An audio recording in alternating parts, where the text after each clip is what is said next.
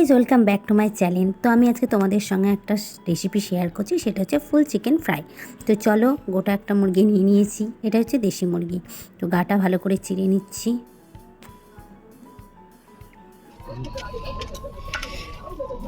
পেঁয়াজ কুচি, ধনে পাতা, আদা, রসুন, একটু লেবু নিয়ে নিয়েছি আমি, আর হচ্ছে জিরা গুঁড়ো দিয়েছি। এগুলো সব পেস্ট করে নেব। ওগুলো তো পেস্ট হচ্ছে, তো আমি মাংসের মধ্যে লবণ নিয়ে নিয়েছি, লবণটা মাখিয়ে নিয়েছি। তার সঙ্গে আমি হলুদও নিয়ে নিয়েছি, ভালো করে হলুদ লবণটা মাখিয়ে নেব। ফুল চিকেনটার সঙ্গে কিন্তু আমরা এক্সট্রা মাংসও নিয়ে নিয়েছিলাম।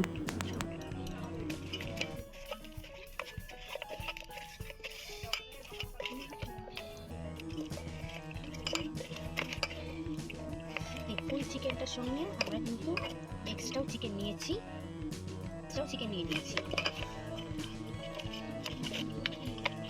নেওয়া হয়েছে, তো এরপরে দিয়ে দিব মশলাটা দিয়ে দিলাম।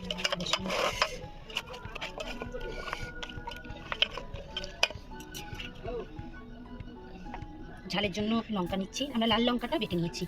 আমরা খুব স্পাইসি খাবো বলে, খুব ঝাল খাবো বলে ঝালটা করছি। দেখে নেব।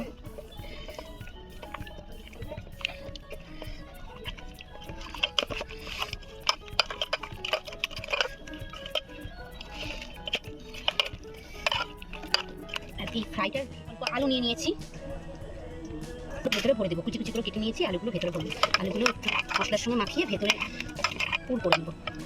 তো মাংসটা প্রায় 1.5 ঘন্টা ম্যারিনেট করে রাখা হয়েছিল। এরপর কড়াইটা গরম করে নিয়ে সর্ষের তেল দিয়ে করলাম, তার সঙ্গে একটু বাটার দিয়ে দিয়েছিলাম সামান্য পরিমাণে।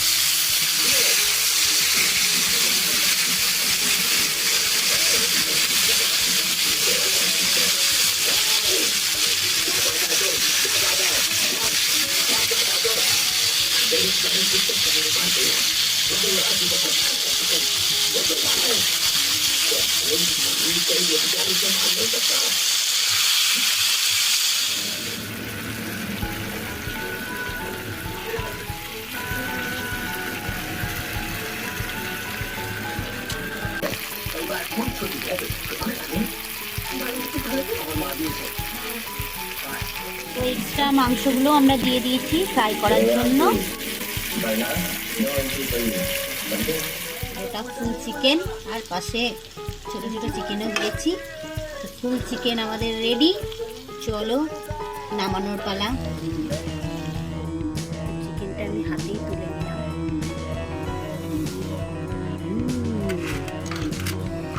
চিকেনটা হয়েছে।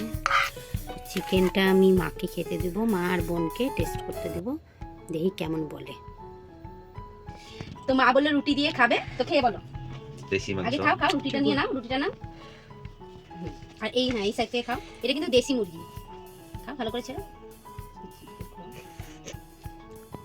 একটু মাংসটা খাও, মাংসটা খেয়ে বলো। হ্যাঁ, ভালো সেদ্ধ হয়েছে, কিন্তু কড়াই করেছি।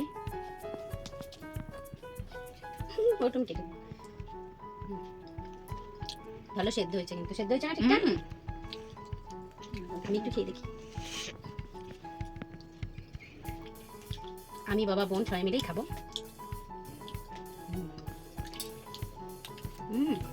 লেবু দিয়াতে বেশ টকটক স্বাদ হয়েছে না? তো আমরা ফ্যামিলি মিলে সবাই মিলে, মা বাবা বোন, আমরা সবাই মিলে খাবো। তো টাটা।